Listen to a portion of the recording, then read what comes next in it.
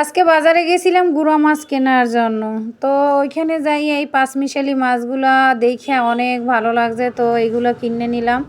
সাথে অনেকগুলো চিংড়ি মাছও কিনলাম। চিংড়ি মাছগুলা একেবারে 750 টাকা কেজি করে নেছে।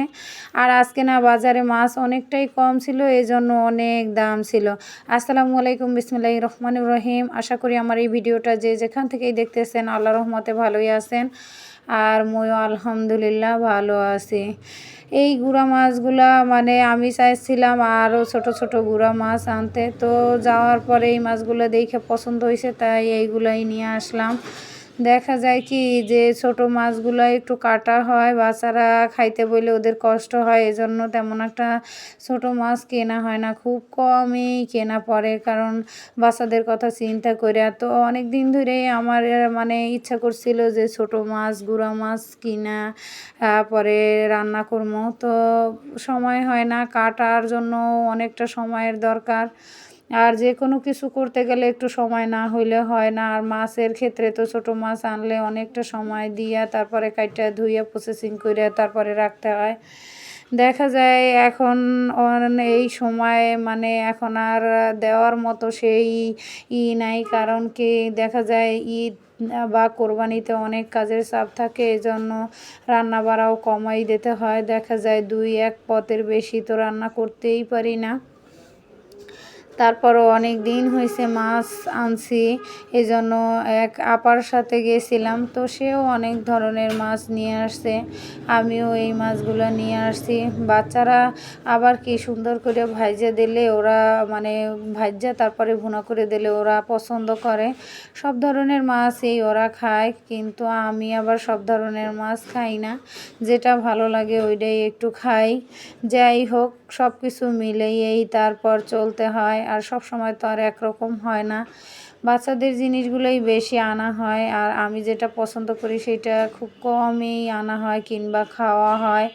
কারণ দেখা যায় কি যে মায়েরা আসলে এমনই হয়, মা বাবারা সবসময় সন্তানে কী চায়, কোন জিনিসটা খাইতে বেশি পছন্দ করে, তাদের কোন জিনিসটা দরকার, এই জিনিসগুলো মা বাবাই বেশি মানে খেয়াল করে। আর নিজেদের বেলায় একেবারে একা নাও না, সেরকমই অবস্থা আমারও।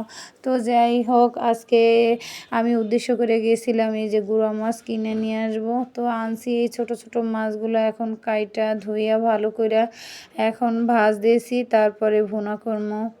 অনেক সময় তো অনেক কিছুই মানে ভালো লাগে না, তারপরও সংসারের ক্ষেত্রে সেইটা মানাই নিতে হয়, এটাই স্বাভাবিক।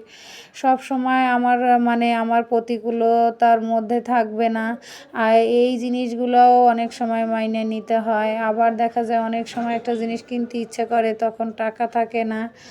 আবার অনেক সময় টাকা থাকলেও সেই মন মানসিকতা থাকে না যে একটা জিনিস তৈরি করব কিংবা কিনে নিয়ে এসে খাবো, সেরকম মন মানসিকতা থাকে না। আল্লাহ রাব্বুল আলামিন এক একটা মানুষ এক এক রকমের বানাইছে, এটাই স্বাভাবিক।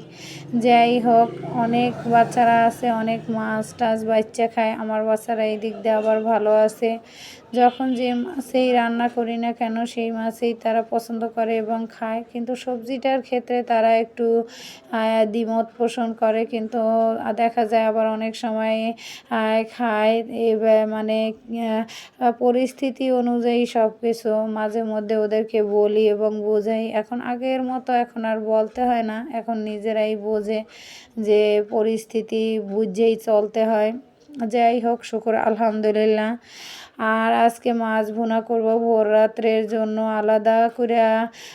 আর কি রান্না করব, আবার দেখা যায় যে অন্য মাছ আর একটা মাছের আইটেম করতে গেলে অনেকটা সময়ের দরকার, তারপরও দেখা যায় আমি প্রায় ভোর রাত্রের জন্য একটু আলাদা করেই রাখি, কারণ বাচ্চারাও তো রোজা থাকে।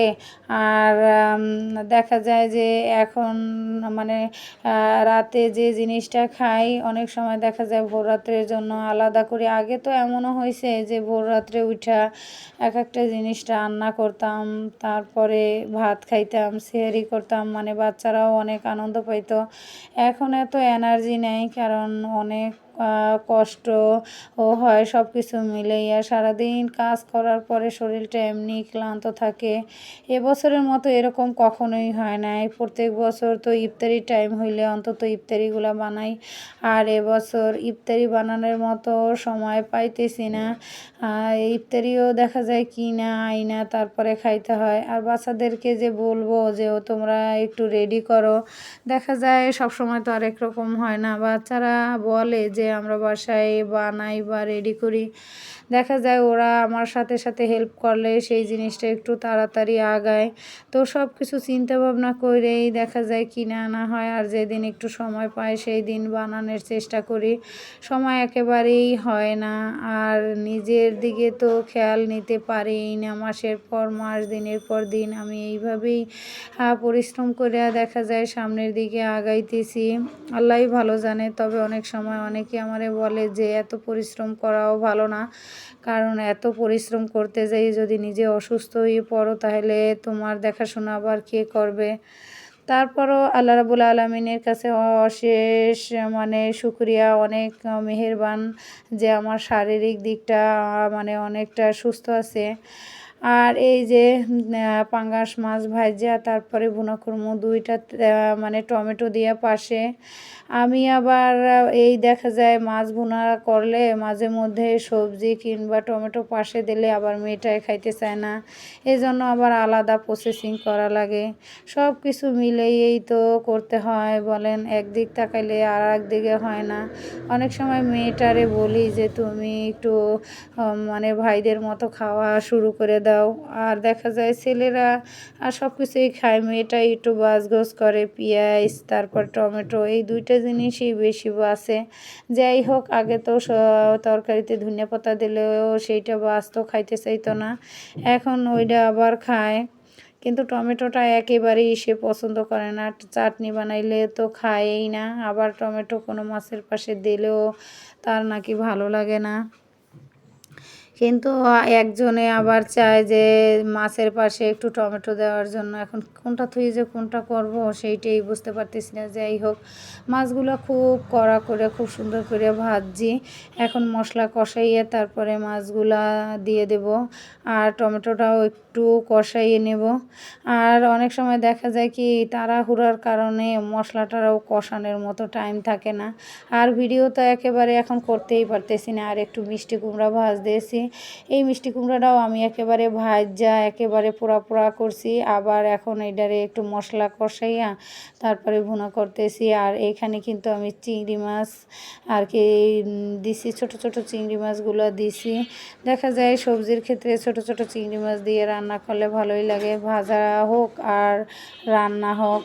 আর মিষ্টি কুমড়াটা দেখা যায় কি যে রান্না করলে আমি এইভাবে ভাজেই তারপরে ভুনা করি, আর নয়তো বাচ্চারাও পছন্দ করে না, আমার কাছেও ভালো লাগে না। তো